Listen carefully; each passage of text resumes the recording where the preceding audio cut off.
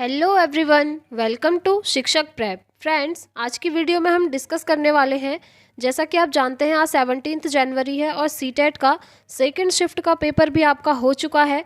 तो second shift में कौन कौन से क्वेश्चन पूछे गए हैं सारे सब्जेक्ट्स में वन बाय वन देखेंगे। ठीक है, तो सबसे पहले सीडीपी में आपसे क्या क्या पूछा गया है आज सेकेंड शिफ्ट में वो देखिए। सबसे पहला क्वेश्चन है, पियाजे द्वारा अधिगम को सुगम बनाने के लिए निम्न में से कौन से कारक महत्वपूर्ण माने जाते हैं। तो फ्रेंड्स, जो महत्वपूर्ण माने जाते हैं वो हैं शिक्षक की गतिशीलता, विविध सामग्रियों का प्रावधान तथा मध्य स्तरीय नवीन अनुभव प्रदान करना। ठीक है, तो फ्रेंड्स पियाजे की जो थियोरी है वो मैंने आपको करवाई थी, आई होप आपने पढ़ी होगी। उससे रिलेटेड बहुत क्वेश्चन पूछे जा रहे हैं। नेक्स्ट क्वेश्चन है, कौन सा सही युग्म है। देखिए, अच्छा लड़का अच्छी लड़की अभिविन्यास, ये किससे रिलेटेड है? कोहलबर्ग से रिलेटेड है। ठीक है, कोहलबर्ग की थियोरी मैंने आपको करवाई थी, जिसमें इन्होंने 3 लेवल बताए हैं और 6 स्टेजेस बताई हैं। ये भी आप ध्यान रखिए, हो सकता है आने वाले शिफ्ट में ऐसे क्वेश्चन पूछ ले। तो कोहलबर्ग ने अपनी थियोरी में मोरालिटी की यानी कि नैतिक विकास का सिद्धांत में 3 लेवल बताए हैं और 6 स्टेजेस बताई हैं। ठीक है, तो उसी से रिलेटेड ये क्वेश्चन है। तो अच्छा लड़का अच्छी लड़की अभिविन्यास, good girl good boy orientation, वो होता है दूसरों के साथ भला बनकर अनुमोदन अर्जित करता है। ठीक है, यही यहाँ पर सही युग्म है। चलिए नेक्स्ट क्वेश्चन जो आपसे पूछा गया, निम्न में से कौन सी स्थिति सीखने के लिए आकलन को नहीं दर्शाती है। नहीं पूछा है फ्रेंड्स, ठीक है, नेगेटिव चीज़। तो राइट आंसर होगा प्रदर्शन बढ़ाने के लिए छात्रों के बीच लगातार तुलना करना। देखिए फ्रेंड्स, मैंने आपको टैग वर्ड्स की पीडीएफ दी थी जिसमें पॉजिटिव टैग वर्ड्स भी थे और नेगेटिव टैग वर्ड्स भी। तो वहाँ पर जो तुलना करना है, कंपेयर करना है बच्चों को, वो नेगेटिव होता है, मैंने आपको बताया था। तो क्वेश्चन में नहीं पूछा गया है नेगेटिव चीज़, तो यही इसका राइट आंसर हो जाएगा। ठीक है, चलिए नेक्स्ट क्वेश्चन देखेंगे।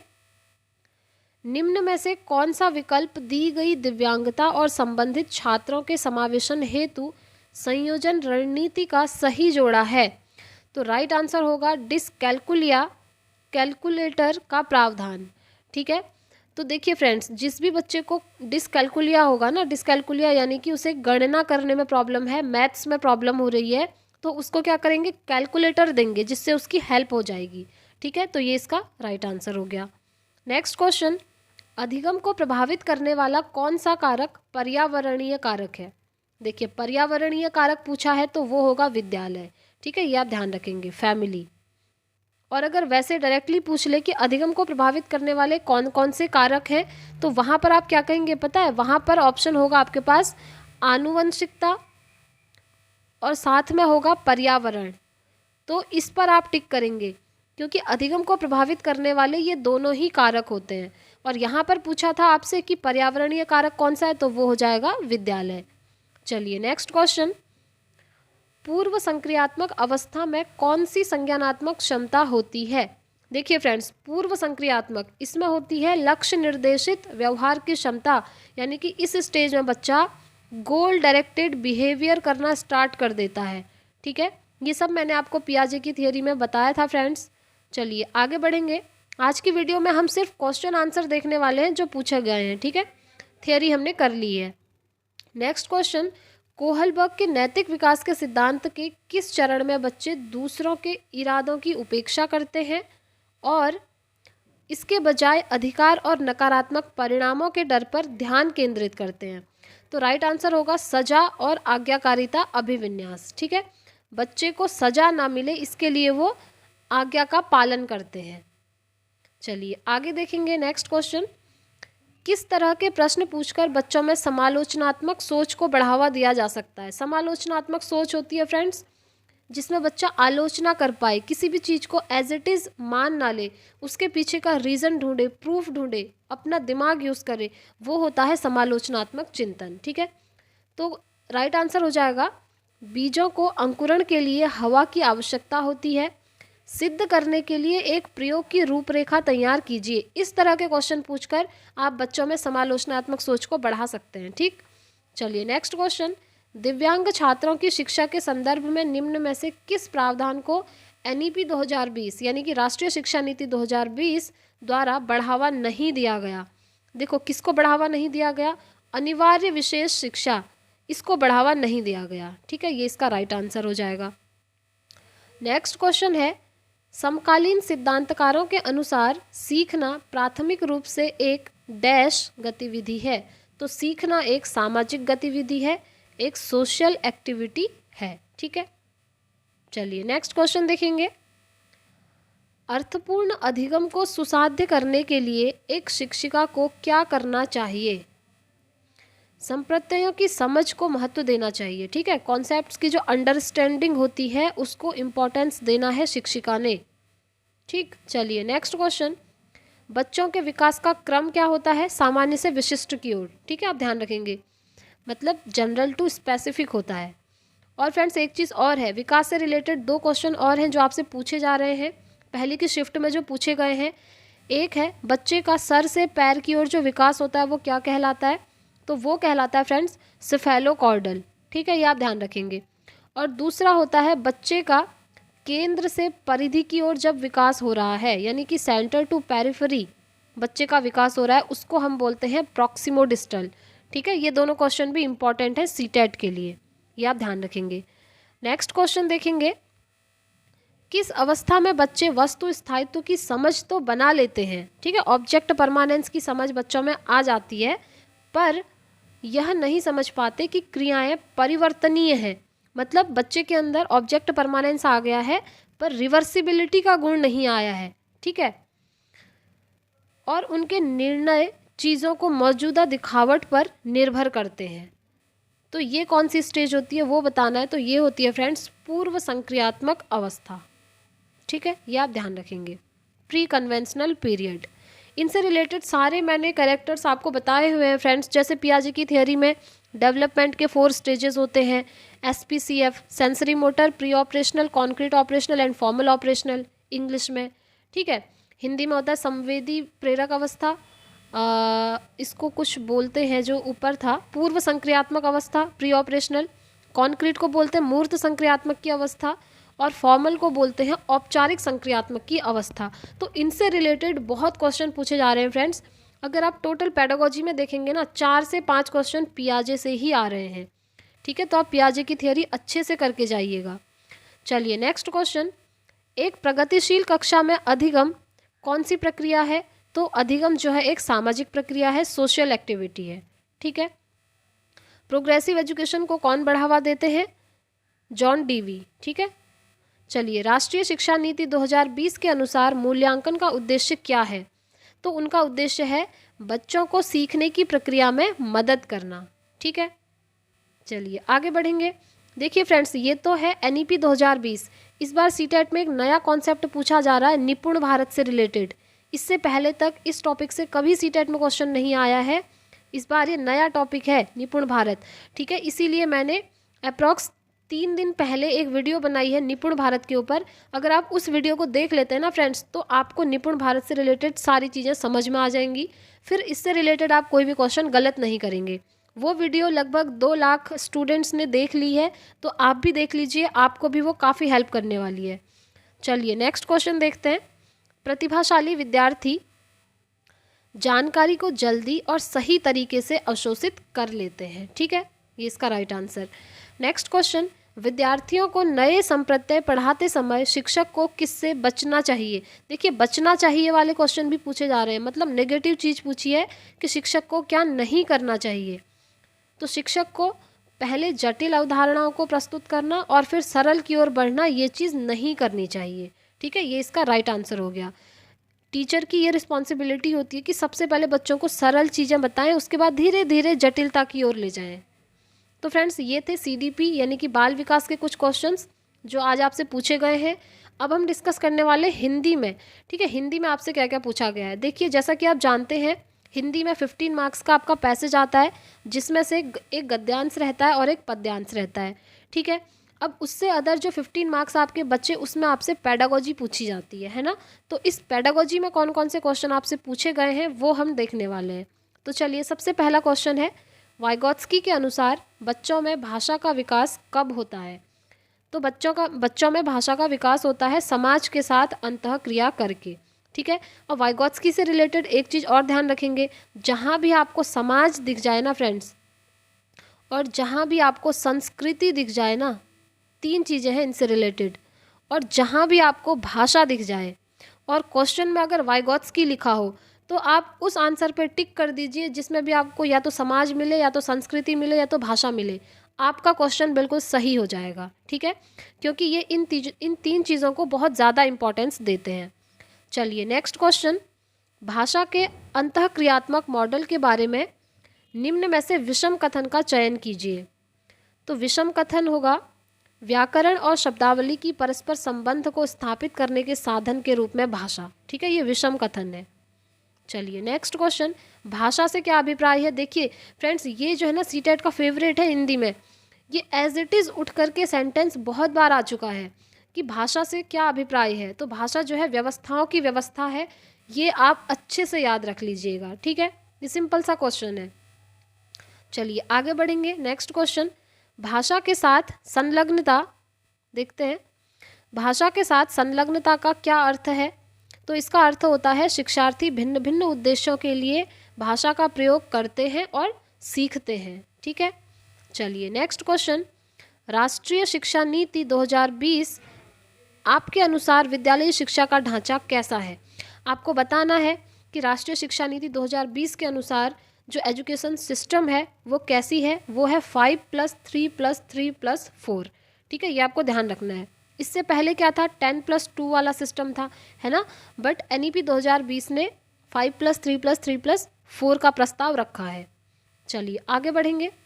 निर्देशित रचना सामान्यतः किस पर प्रस्तुत करनी चाहिए। तो वह किशोरावस्था के स्तर पर प्रस्तुत करनी चाहिए, ठीक है, एडोलेसेंस की स्टेज में। एडोलेसेंस को तूफान और तनाव की अवस्था किसने कहा है। इसका आंसर आप मुझे कमेंट बॉक्स पे बताएंगे, क्योंकि ये क्वेश्चन भी आपसे बहुत बार इससे पहले की शिफ्ट में पूछा गया है और मैंने आपको काफ़ी बार बताया भी है, ठीक है, तो आप लोग आंसर करेंगे। नेक्स्ट क्वेश्चन, निम्न में से किस पर कविता की कक्षा में चर्चा करने की आवश्यकता नहीं होती। मतलब आप पोयम पढ़ा रहे हैं क्लासरूम में और किस चीज़ की आवश्यकता वहाँ पर नहीं होगी, व्याकरण की आवश्यकता नहीं होगी, ठीक है, ये इसका राइट आंसर हो जाएगा। नेक्स्ट क्वेश्चन देखेंगे फ्रेंड्स, शिक्षिका ने कक्षा 4 के विद्यार्थियों को 6-6 के समूह में बांटा और उन्हें बिना अंत वाली एक लघु कथा दी। उसके बाद उसने कल्पना करने, चर्चा करने, अंतिम रूप देकर कहानी का अंत लिखने के लिए कहा, ठीक है। तो इस गतिविधि के द्वारा शिक्षिका उनके किस कौशल का विकास कर रही है। क्वेश्चन ये है, तो वो विकास कर रही है फ्रेंड्स रचनात्मक लेखन, क्रिएटिव राइटिंग, ठीक है, ये इसका राइट आंसर है।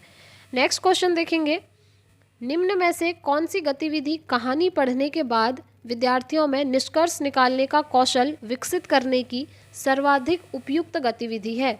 तो राइट आंसर होगा, इस कहानी में एक पात्र ने जिस तरह से प्रतिक्रिया दी है, क्या उसी तरह से प्रतिक्रिया देने वाले व्यक्ति को आप जानते हैं। ऐसा पूछ सकती हैं टीचर, ठीक है। चलिए आगे बढ़ेंगे। तो ये हो गए फ्रेंड्स हमारे क्वेश्चंस हिंदी के। अब हम डिस्कस करने वाले हैं आपसे जो मैथ्स में क्वेश्चन पूछे गए हैं, ठीक है।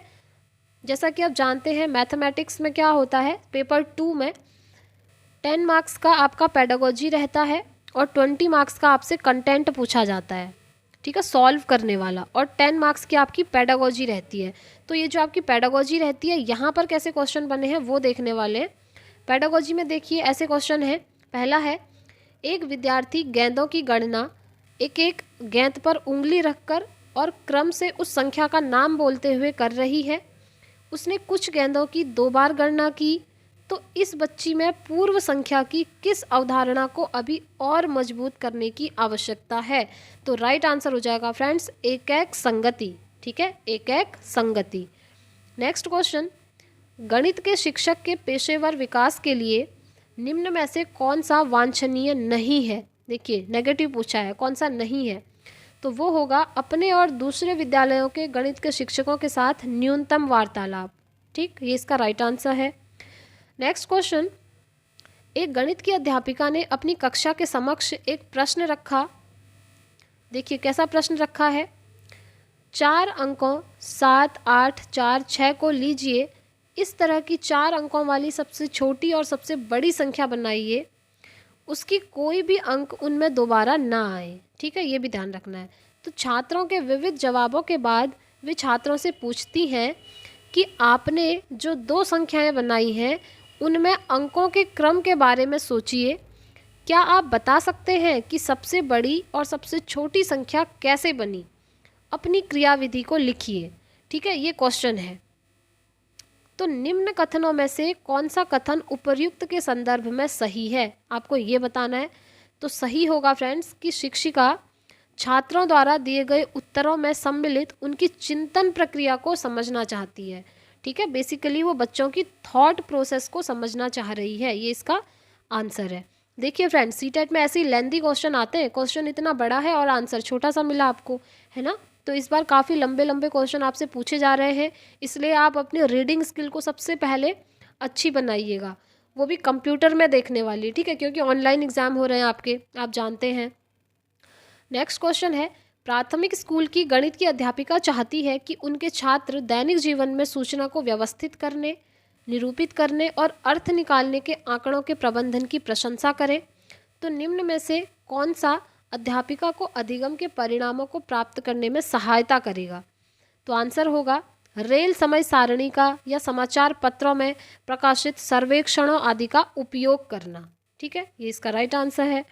नेक्स्ट क्वेश्चन, राष्ट्रीय पाठ्यचर्या रूपरेखा 2005 बल देता है कि स्कूल गणित गतिविधि आधारित हो। ऐसा है क्योंकि, ऐसा क्यों है आपने ये बताना है। क्योंकि यह विद्यार्थियों को आजीविका कमाने के कौशल के विकास में सहायता करता है। ठीक है, ये इसका राइट आंसर। चलिए, तो फ्रेंड्स अब पेपर 2 में जैसा कि आप जानते हैं साइंस भी आपसे पूछी जाती है ना। साइंस पूछी जाती है आपकी 30 मार्क्स की, जिसमें से आपकी 10 की पेडागोजी रहती है और 20 का कंटेंट रहता है। तो कंटेंट प्लस पेडागोजी मिक्स करके जो क्वेश्चन पूछे हैं मैं वो आपको बताऊंगी। देखते हैं साइंस में कैसे क्वेश्चन पूछे गए हैं इस बार। पहला है, निम्न में से कौन सा पेट्रोलियम का उत्पाद नहीं है?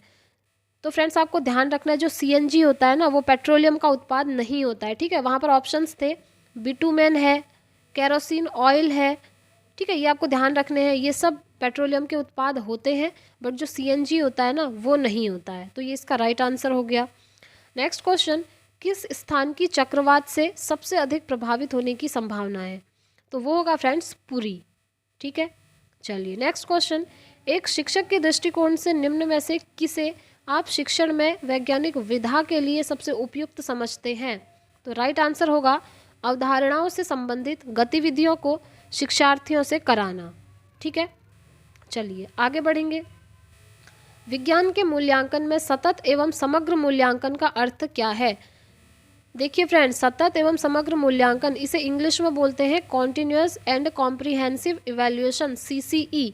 ये कॉन्सेप्ट मैंने आपको इतने अच्छे से करवाया है ना, जिन भी स्टूडेंट्स ने वो सीरीज़ देखी है पेडागोजी की, वहाँ पर जो CCE पढ़ा है वो अगर देखा है तो आप लोग ये क्वेश्चन कभी गलत नहीं करेंगे। क्योंकि CCE का कॉन्सेप्ट ऐसा है कि जो हर सब्जेक्ट की पेडागोजी में पूछा जा रहा है, इसीलिए मैंने science pedagogy, maths pedagogy, Hindi pedagogy, even English pedagogy, मैंने सारी पेडागोजी में ये कॉन्सेप्ट आपको करवाया हुआ है। ठीक है, तो आप ये वो वाली वीडियो ज़रूर देखिएगा, आपका ये कॉन्सेप्ट क्लियर हो जाएगा फ्रेंड्स। तो इसका राइट आंसर होगा अधिगम के आकलन हेतु सामान्य गतिविधियाँ और अभ्यास। ठीक है, चलिए आगे बढ़ेंगे। नेक्स्ट क्वेश्चन साइंस का, चेचक के टीके का आविष्कार किसने किया? तो वो क्या था फ्रेंड्स? एडवर्ड जेनर ने। ठीक है, आगे बढ़ेंगे। कौन सी धातु वायु में रखने पर जल उठती है? तो वो होती है फ्रेंड्स सोडियम। ठीक है, वायु में रखने पर ही जल उठती है, इसीलिए इसको काहे में रखा जाता है? केरोसिन ऑयल में रखा जाता है, ये भी आप ध्यान रखेंगे। ठीक है, सोडियम और जो पोटेशियम है ना, इसको केरोसिन तेल में रखा जाता है क्योंकि वायु में रखने पर ये जल सकती हैं। चलिए नेक्स्ट क्वेश्चन, एक शिक्षक कक्ष का आरंभ एक दिए गए भोजन के नमूने में मंड का रासायनिक परीक्षण, मंड होता है फ्रेंड्स स्टार्च। ठीक है, स्टार्च का रासायनिक परीक्षण का प्रदर्शन करके करता है। तो उपरोक्त कथन में संबंधित संज्ञानात्मक प्रक्रिया क्या है? तो ये है फ्रेंड्स बोध करना। ठीक है, अब देखिए ये क्वेश्चन यहाँ तो इन्होंने पेडागोजी सेक्शन में पूछ लिया, बट ये जो है आपके साइंस के कंटेंट में भी पूछा जा चुका है इससे पहले वाले शिफ्ट में, कि स्टार्च प्रेजेंट है किसी फूड में, वो कैसे पता लगाएंगे। तो आप ये चीज़ें ज़रूर पढ़ लीजिएगा। देखिए फ्रेंड्स, इस वीडियो में मैं आपको थियोरी तो नहीं पढ़ा सकती, मैं आपको क्वेश्चन बता रही हूँ, बट अगर ऐसा है कि आपने साइंस या किसी भी सब्जेक्ट में कोई टॉपिक नहीं पढ़ा है तो आप मुझे कमेंट कर सकते हैं, मैं आपको ज़रूर समझाऊंगी, ठीक है। चलिए नेक्स्ट क्वेश्चन, मंजुला समतल दर्पण में अपने प्रतिबिंब का परीक्षण कर रही है। देखिए बहुत अच्छा क्वेश्चन है सीटेट का, ये क्वेश्चन हमेशा आता है इस तरह का क्वेश्चन, बस जो नंबर है ना वो चेंज करके दे देंगे। जैसे यहाँ है मंजुला समतल दर्पण में अपने प्रतिबिंब का परीक्षण कर रही है, उसकी दर्पण से दूरी 5 मीटर है। अब हो सकता है आपके एग्जाम में दे दे 4 मीटर है, 8 मीटर है, कुछ भी दे सकते हैं। तो यहाँ पर दे दिया कि उसकी जो है दर्पण से दूरी है 5 मीटर। उसके बाद देखिए वह दर्पण की ओर 1 मीटर चलती है। देखिए यहाँ पर एक मिरर है सपोज, अब वो 5 मीटर दर्पण की ओर चल रही है, ठीक है। उसके बाद क्या करती है, 1 मीटर वो और चलती है उससे आगे।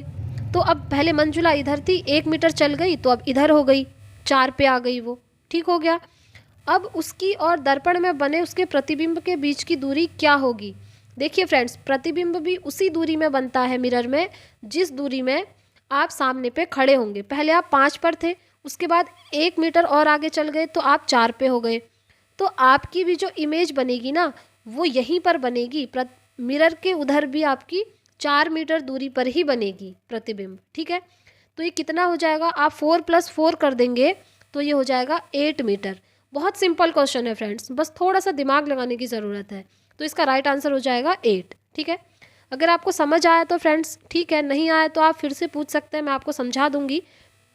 इस क्वेश्चन से एक चीज़ और याद आई फ्रेंड्स, 2011 से लेकर 2022 तक साइंस में आपके जितने भी न्यूमेरिकल पूछे गए हैं मैंने आपको सब करवाए हुए हैं, पीडीएफ बना करके आपको टेलीग्राम पर शेयर करी है। तो आप उस पीडीएफ को ज़रूर देखिएगा, उससे आपके सारे न्यूमेरिकल क्लियर हो जाएंगे, ठीक है। टेलीग्राम ग्रुप का लिंक मैं पिन कर दूंगी कमेंट बॉक्स में, आप टेलीग्राम पर ज्वाइन हो सकते हैं।